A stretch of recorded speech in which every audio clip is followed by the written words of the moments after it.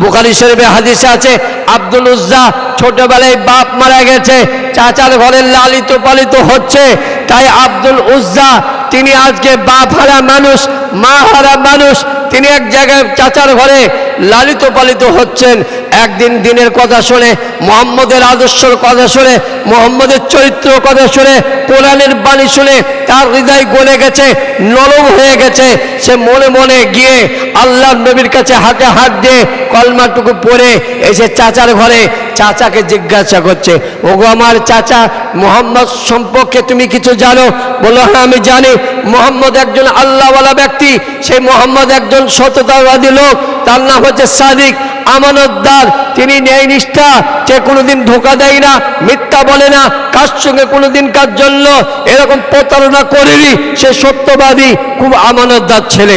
বলে, এত যখন তার গুণের কথা আপনি বলছেন, তাহলে কি আপনি তার ধর্মকে মেনে নেবেন?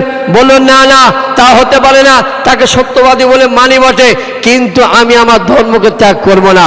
বলল, চাচা আমি অপেক্ষায় ছিলাম যে আপনি আমার চাচা, আপনি হলেন আমার রাহবার, আপনি আগে গ্রহণ করবেন, তারপর আমি গ্রহণ করব।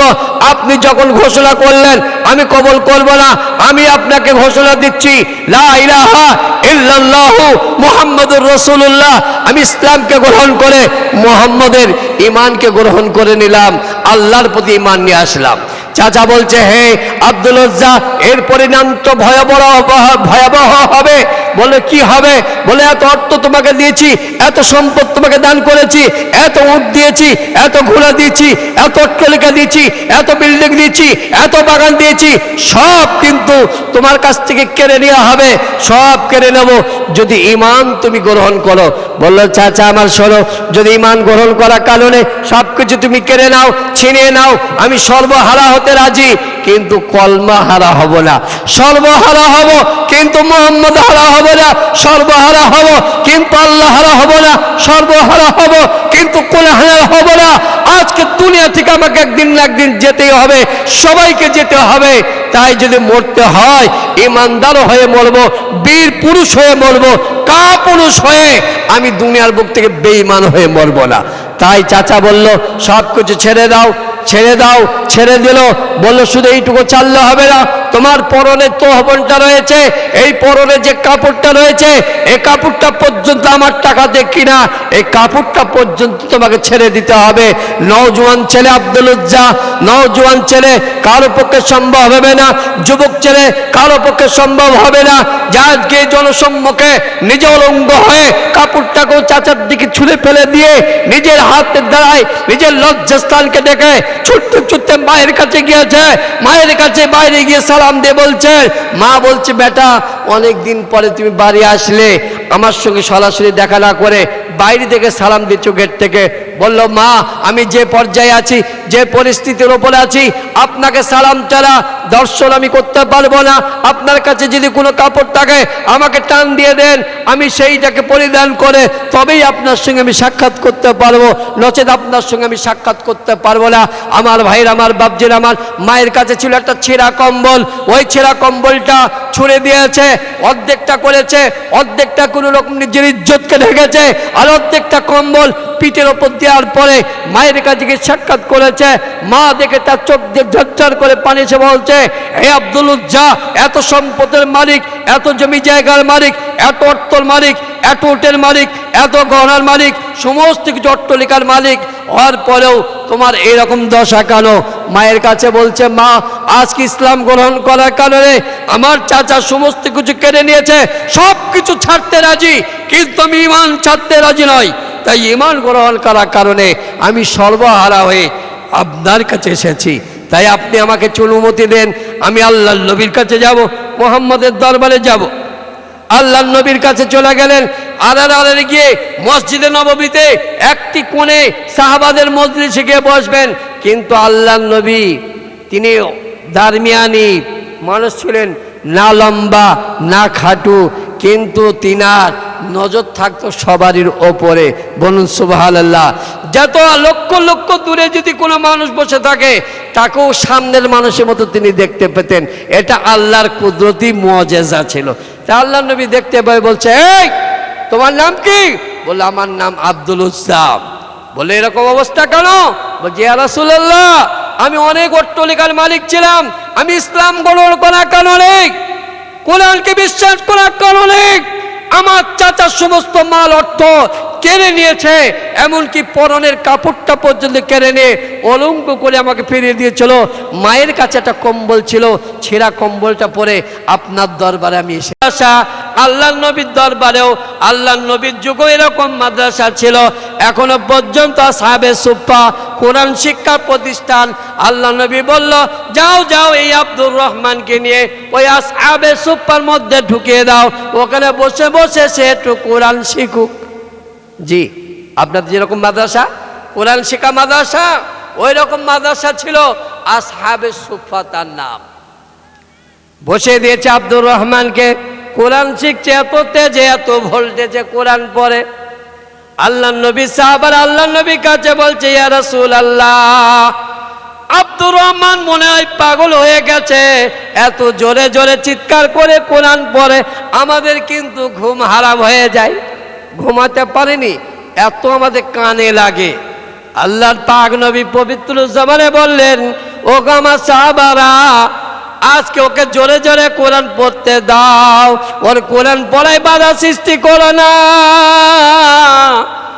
ওর ইমানটা বড় দামি ইমান, যে ইমান গ্রহণ করার কারণে আজকে সম্পদকে ত্যাগ করে এসেছে, জমি জায়গা অট্টালিকা বিল্ডিং বালাখানা পুকুর পুষ্করে সব কিছু ত্যাগ করেছে, এমনকি পরনের লুঙ্গিটা পর্যন্ত ত্যাগ করে অলঙ্গ অবস্থায় চাচার কাছ থেকে ফিরে এসেছে।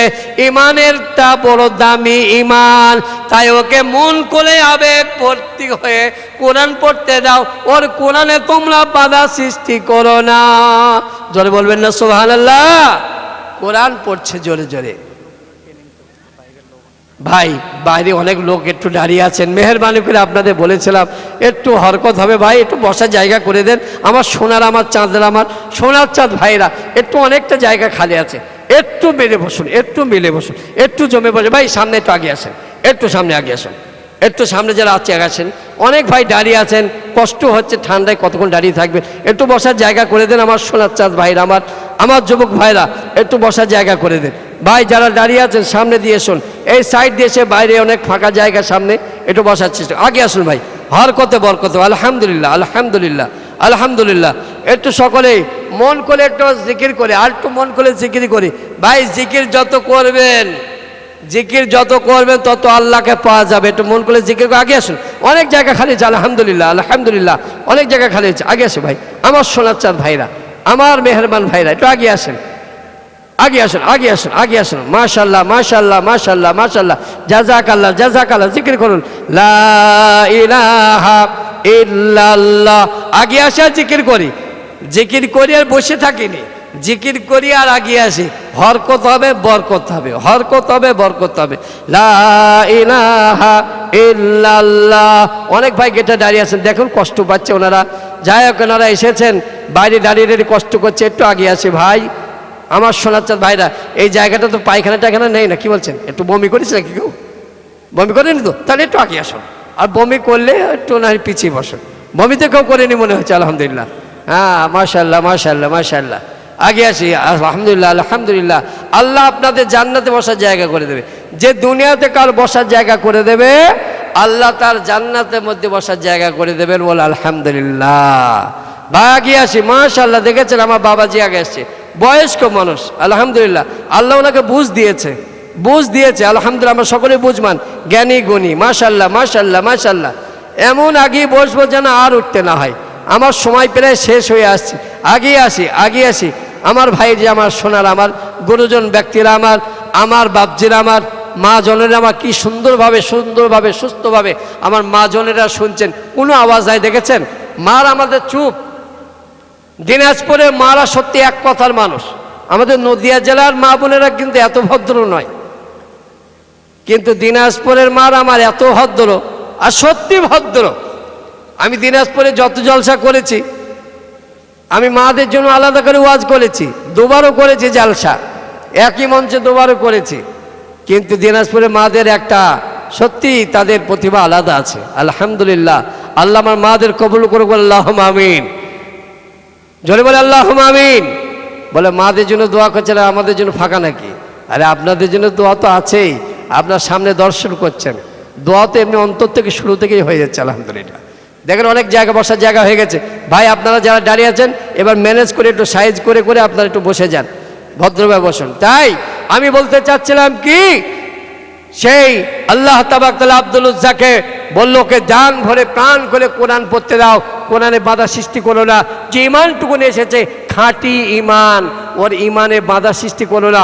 মাল গেছে, ধন সম্পদ গেছে, যদি ইমানটুকু ওর কাছ থেকে কেড়ে নাও, কোরআনের আওয়াজটুকু কেড়ে নাও, তাহলেও আজকে নিঃস্ব হয়ে যাবে, অসহায় হয়ে যাবে। ওকে মন খুলে কোরআন পড়তে দাও। আমার ভাইয়ের, আমার বাপজিরা, আমার সোনার, আমার তবুকের যুদ্ধ শুরু হয়ে গেল। আল্লাহ নবী যুদ্ধের জন্য যখন তিনি রওনা দিয়েছেন, আব্দুর রহমানকে নিয়ে যায়নি, সেই সময় তিনি জল অবস্থায় ছিলেন। আব্দুর রহমান শুনতে পেল যে আল্লাহ নবী যুদ্ধের জন্য তিনি রওনা দিয়েছে, কিন্তু আমাকে নিয়ে যায়নি। ছুটতে ছুটতে আল্লাহ নবীর কাছে গিয়ে বলছেন, ইয়া রাসূলুল্লাহ, ইয়া হাবিবাল্লাহ, আপনি যুদ্ধের জন্য যাচ্ছেন কিন্তু আপনি আমাকে নিয়ে যাচ্ছেন না। আমার মনে বড় ইচ্ছা আছে আমি যেন শহীদ হয়ে মরতে পারি, শহীদ হয়ে দুনিয়া বুক থেকে যেতে পারি। সেই শহীদ হওয়ার বড় তামান্না আমার দিলে আছে, আর আপনি আমাকে বাদ দিয়ে কেন আপনি যুদ্ধের ময়দানে যাচ্ছেন? আল্লাহ নবী, পাক নবী, পবিত্র নবী, তিনি বললেন, ও আব্দুর রহমান, তুমি জ্বর অবস্থায়, অসুস্থ অবস্থায় আছো, তাই তোমাকে যুদ্ধের ময়দানে যেতে হবে না, তুমি বাড়ি ফিরে চলে যাও, বাড়ি ফিরে যাও। আর যুদ্ধের জন্য যে সবটুকু তুমি পেতে, যদি এই অবস্থায় বাড়িতে তোমার ইন্তেকাল হয়ে যায়, তুমি শাহাদাতে মরণ হবে, তুমি শহীদ হয়ে তুমি মরবে। বলুন সুবহানাল্লাহ। আব্দুর রহমান বাড়ি চলে গেল। তারপরে যুদ্ধের ময়দানে আল্লাহ নবী কাছে খবর চলে গেল, ওই আব্দুর রহমান যে দুনিয়ার বুক থেকে ইন্তেকাল করে গেছেন। আল্লাহ নবী সাহাবাদের বললেন, ও আমার সাহাবারা, যাও যাও যাও, তোমার ভাইয়ের লাশকে দাফন কাফন করার ব্যবস্থা তোমরা করে দাও। চলে আসলো সাহাবারা, দাফন কাফন করে দেওয়ার পরে আল্লাহ নবী নিজে যখন সেই লাশের সঙ্গে এসে বলছে, তোমার ভাইদের লাশটা সঙ্গে বেয়াদবি তোমরা করো না, আমার হাতে তুলে দাও। আল্লাহর পাক নবী নিজ হাতে কবরে নামিয়ে দেওয়া পরে বললেন, ওগো আল্লাহ, এই আব্দুর রহমানের প্রতি আমি সন্তুষ্ট ছিলাম, তুমিও যেন এর প্রতি সন্তুষ্ট হয়ে যাও। জোরে বলি সুবহানাল্লাহ। আল্লাহ নবী যদি এই কথাটা বলে কোনো লাশের জন্য, তার দুর্ভাগ্য না সৌভাগ্যবান? হ্যাঁ, জোরে বলে না, সৌভাগ্যবান না দুর্ভাগ্যবান? সৌভাগ্যবান। ওইখানে দাঁড়িয়ে ছিল একটা বাতি নিয়ে, যার নাম হচ্ছে সালমান ফারসি রাদিয়াল্লাহু তাআলা আনহু। তিনি ঝরঝর করে কাঁদছেন, কাঁদা পরে বলছে, আজকে এই লাশটা যদি আব্দুর রহমানের না হয়ে এই লাশটা যদি আমার হতো, আমি বড় ভাগ্যবান হতাম। আল্লাহ নবী নিজ হাতে যে কবরে নামালেন, এর থেকে সৌভাগ্যবান কেউ হতে পারে না। জোরে বলি সুবহানাল্লাহ। তাই ভাইর আমার, বাপজির আমার, শুনুন আমার, তাই সেই কোরআনের শিক্ষা নিয়ে, ইসলাম নিয়ে দুনিয়ার বুক থেকে গেল, গর্বিত হয়ে গেল, বড় বাহাদুর হয়ে শহীদ হয়ে দুনিয়ার বুক থেকে গেল। আমার দোস্তর আমার, এই ব্যক্তিদের জন্য কিয়ামতের দিন কঠিন ময়দানের সময়তে একটা ছায়া থাকবে। সেই ছায়াটার নিচে আশ্রয় পাবে 7 শ্রেণীর মানুষ। কটা মানুষ আশ্রয় পাবে বাবা? 7 শ্রেণীর মানুষ। কিয়ামতের কঠিন দিনে আসনের ময়দানে মাটিতে তামার মতো লালে লাল যখন হয়ে যাবে, মাথার উপরে সূর্য যখন নেমে আসবে, মগজগুলো যখন গরম পানির মতো টকবক টকবক করে ফুটবে, নাক মুখ কান দিয়ে যখন গলে গলে গলে গলে ঝরঝর করে পড়বে, ওই সময় মানুষ চিৎকার করবে, ইয়া নাফসি, ইয়া নাফসি, নিজের আমার কি হবে, আমার কি হবে, আমার কি হবে। যখন ওগো আল্লাহ তুমি বিচার করে দাও, জাহান্নাম যদি ঠিকানা হয়ে যায়, জাহান্নামে চলে যাব, কিন্তু এই কঠিন বিপদের সময় আমরা দাঁড়িয়ে থাকতে পারছি না, আমাদের বিচারগুলো তাড়াতাড়ি তুমি শেষ করে দাও। যখন মানুষ ছটপট ছটপট করবে, ওই সময় আল্লাহর একটা ছায়া থাকবে, আরশের ছায়া, গাছ থাকবে না, কোনো বৃক্ষ সেদিন লতা পাতা থাকবে না। সেদিনকে আল্লাহর ছায়া থাকবে, ওই ছায়ার নিচে 7 শ্রেণীর মানুষ আশ্রয় পাবে। ওই ব্যতীত কাউকে সেই ছায়া তলায় আশ্রয় দেওয়া হবে না।